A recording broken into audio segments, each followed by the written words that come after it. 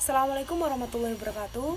Kami dari kelompok 5 mata kuliah Ekonomi Mikro Islam dari kelas Ekonomi Syariah 3C akan mempresentasikan hasil dari kelompok kami, yaitu dengan tema teori produksi dalam Islam.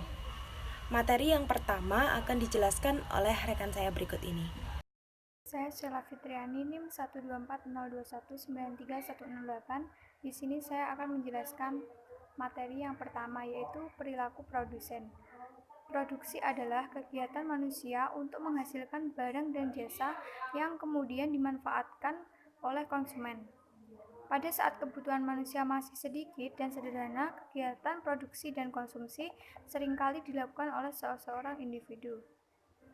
Seiring dengan semakin beragamnya kebutuhan konsumsi dan keterbatasan sumber daya yang ada, maka seseorang tidak dapat lagi menciptakan sendiri barang dan jasa yang dibutuhkannya, tetapi memperoleh dari pihak lain yang mampu menghasilkannya.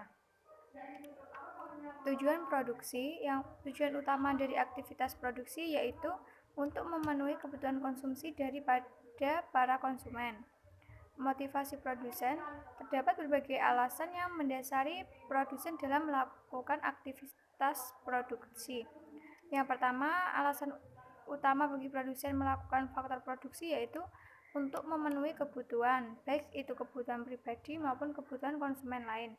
Yang kedua, tidak dapat dipungkiri bahwa profit juga merupakan salah satu alasan mendasar bagi produsen dalam melakukan aktivitas produksi.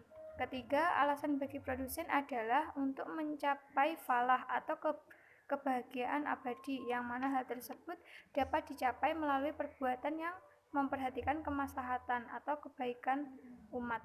Perkenalkan, nama saya Sahira Yuni Hafiza dengan NIM 12402193128. Di sini saya akan menjelaskan tentang fungsi produksi. Fungsi produksi menunjukkan beberapa besar output dengan kandungan berkah tertentu. Bisa diproduksi serta dengan input. Input yang disuplai ke dalam proses produksi dan dengan jumlah modal atau kapital yang tertentu. C. Isokwan dan isokos. Isokwan merupakan salah satu kurva dalam perilaku produsen yang menunjukkan kombinasi antara dua faktor produksi yang menghasilkan jumlah produk yang sama. Ciri-ciri kurva isokwan adalah 1. Memiliki kemiringan negatif. 2. Jumlah output atau hasil produk ditunjukkan dengan garis kurva yang semakin ke kanan. 3. Antara garis isokwan 1 dan yang lainnya tidak mengalami perpotongan. 4. Arah garis isokwan cembung menuju titik origin atau titik asal. Sedangkan isokos merupakan salah satu kurva dalam perilaku produsen selain isokwan. Isokos adalah kurva yang menunjukkan kombinasi antara dua faktor produksi dengan biaya yang sama. Kita akan membahas tentang tipe alternatif produksi. Yang pertama adalah constant return to variable input. Untuk produsen yang mempunyai fungsi linier, maka setiap kali penambahan variabel input akan berdampak kepada penambahan output sama besarnya. Kita dapat menurunkan fungsi tersebut untuk mendapatkan average dan marginal product. Apabila sebuah produsen menghadapi fungsi constant return to variable input, maka setiap kali ada penambahan satu variabel input akan meningkatkan jumlah output. Yang kedua adalah decreasing return to variable input.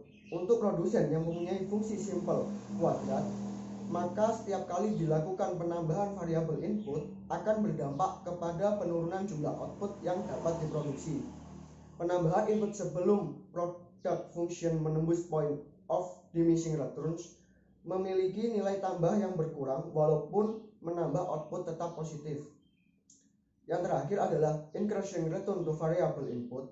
Tipe terakhir yang dapat digunakan untuk menerangkan karakteristik fungsi produksi adalah increasing return to variable input.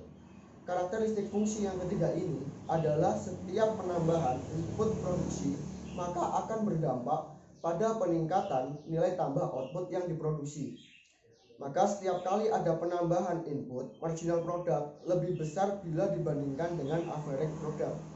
Sampai batas berapapun, dampak dari penambahan input tidak akan menurunkan marginal product maupun total product.